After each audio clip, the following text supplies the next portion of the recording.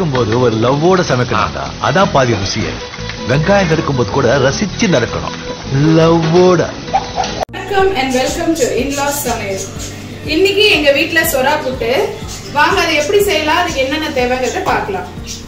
வணக்கம்ங்க. இப்போ சொரா புட்டு செய்கிறதுக்கு என்னென்ன தேவை, அதை எப்படி பண்ணி வச்சுருக்கேன்றது சொல்லிடுறேன். வந்து ஒரு 1/4 கிலோ சொரா வாங்கிட்டு வந்தேன். அதை நல்லா உப்பு போட்டு அலசிட்டு கொஞ்சம் தண்ணி விட்டு மஞ்சத்தூள் கொஞ்சம் உப்பு போட்டு வேக வச்சு எடுத்து உதிரி பண்ணி வச்சுருக்கிறேன். நான் அப்படியே முழுசாக காமிக்கணும்னு நினச்சேன், அவசரப்பட்டு உதிரி பண்ணிட்டேன். இந்த மாதிரி பொடி பொடியாக உதிரி ஆக்கி வச்சுருக்கிறேன்.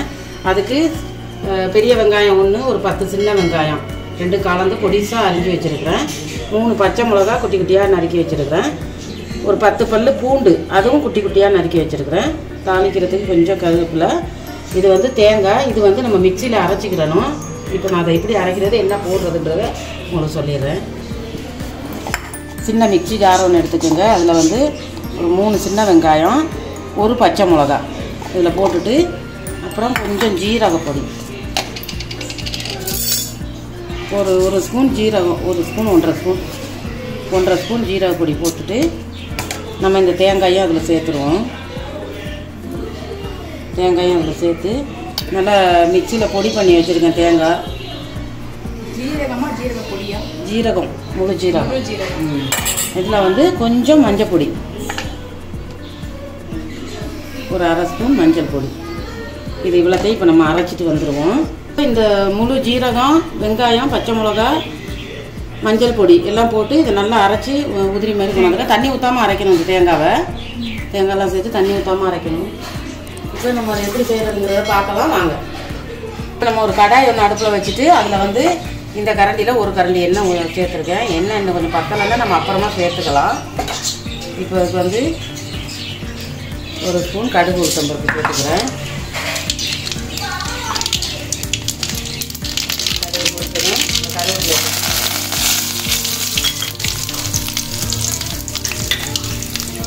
இந்த அரிஞ்சு வச்சுருக்க பச்சை மிளகா, நம்ம வேறு எதுவும் இல்லை, காரத்துக்கு பச்சை மிளகா தான். பச்சை மிளகா சேர்த்து கொஞ்சம் பொருள் நறுக்கி வச்சுருக்க பொடி தான் அந்த பூண்டு பல் இதெல்லாம் சேர்த்துருவோம். இது இந்த சொராவையே பூண்டு பொருள் எடுத்துக்கிங்க. அது வந்து கொஞ்சம் லைட்டாக வாய்வான பொருள். குழந்தை பெற்றவங்களுக்கெல்லாம் ரொம்ப நல்லா பால் வரும் இந்த இதெல்லாம் செஞ்சு கொடுத்தா. இது வந்து பால் சொரா. நான் இன்னொரு தடவை போடும்போது உங்களுக்கு முழுசாகவே காமிக்கிறேன். இன்றைக்கி எல்லாமே நல்லா உதிரி பண்ணி வச்சுட்டேன். இது வந்து கொஞ்சம் நல்லா பொரிஞ்சிருக்கும். இந்த பூண்டெல்லாம் அதை கட் பண்ணி வச்சுருக்க வெங்காயத்தையும் சேர்த்துக்குவோம். நீங்கள் சின்ன வெங்காயம் வேண்டாம், பெரிய வெங்காயம் மட்டும் போடணும்னா பெரிய வெங்காயம் மட்டும் சேர்த்துக்கலாம். நான் கொஞ்சம் சின்ன வெங்காயம் பெரிய வெங்காயம் 2மே கலந்துருக்கிறேன். இதையும் சேர்த்து நல்லா வதக்கி வச்சுருவோம். நல்லா இதெல்லாம் வதக்கி வச்சுருவோம். ஓரளவுக்கு வதங்கினா போதும்.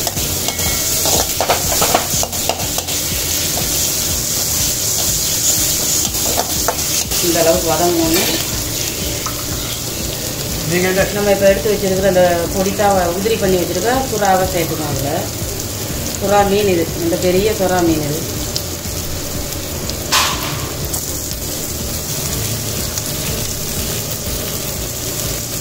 இது நம்ம இந்த அரைச்சிருக்கிற தேங்காய் இது 2ஐயும் ஒன்றா போட்டு மிக்ஸ் பண்ணி வச்சுக்கலாம்.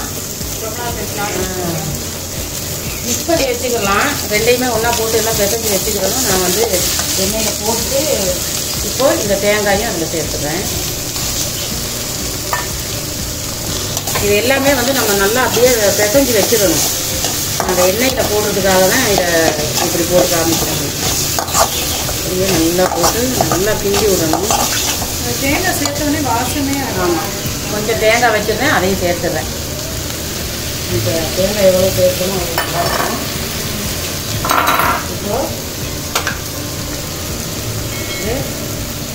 1 ஸ்பூன் உப்பு அதையும் சேர்த்து நல்லா கிண்டி விட்டுருவோம்.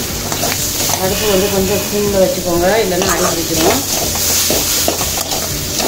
இது ஏன் இந்த தேங்காயை வந்து தனியாக போட்டு இதை தனியாக போடாமல் எல்லாம் ஒன்றா பிசைஞ்சு வச்சுக்கிறேன்றது வந்து ரொம்ப ஈஸியாக இருக்கும். அதுக்காக அப்படியே அந்த சுறா உதுத்து வச்சுருக்க சுறா, இந்த அரைச்ச தேங்காய் எல்லாமே போட்டு நம்ம நல்லா பிசைஞ்சிடணும்.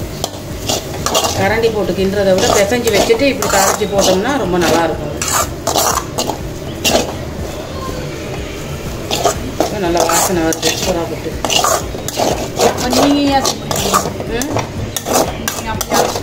அது கொஞ்சம் அவசரத்தில் பண்ணிட்டேன். அப்படியே எல்லாத்தையும் பிசைஞ்சிடணும் போட்டு சோறாவை. ஸ்மெல் சூப்பராக. இதுக்கு வந்து புளிப்பு அது இதெல்லாம் ஒன்றும் இல்லை, ரொம்ப டக்குன்னு செய்ய முடியும். இது வாசனை இல்லையா? சோறா புட்டு இப்போ ரெடி ஆயிடுச்சு பாருங்கள். ஒரு 5 நிமிஷம் தான். நம்ம வந்து அதை பவுலில் மாற்றிக்குவோம். 5 நிமிஷத்தில் சோறா புட்டு ரெடி. நான் முன்னாடியே வந்து இதெல்லாம் வேக வச்சு எடுத்து வச்சுக்கிட்டேன், அதனால டக்குன்னு செஞ்சு முடிச்சாச்சு. இது வெறும் சாதம், சூடு சாதத்தில் போட்டு நீங்கள் பெரட்டி சாப்பிட்டீங்கன்னா நல்லாயிருக்கும். ஸோ நல்ல சுலபமான சுவையாக செய்யக்கூடிய ஒரு சொரா புட்டு எப்படி செய்யறதுன்னு பார்த்தீங்க. சீ ஃபுட்லேயே ரொம்ப டேஸ்டியான டிஷ் இது. கண்டிப்பாக ட்ரை பண்ணிட்டு எப்படி இருந்துச்சுன்னு சொல்லுங்க. இன்லா சமையலுக்கு சப்ஸ்கிரைப் பண்ணாதவங்க கண்டிப்பாக சப்ஸ்கிரைப் பண்ணி சப்போர்ட் பண்ணுங்க. அடுத்து ஒரு நல்ல டிஷ்ஷோட சந்திக்கிறோம். அடுத்து தென் பாய். எங்கள் சேனலுக்கு சப்ஸ்கிரைப் பண்ணுங்க கண்டிப்பாக. Okay bye. சமைக்கும் போது ஒரு லவ்வோட சமைக்கணும்டா, அதான் பாதி ருசியே. வெங்காயம் நறுக்கும் போது கூட ரசிச்சு நறுக்கணும், லவ்வோட.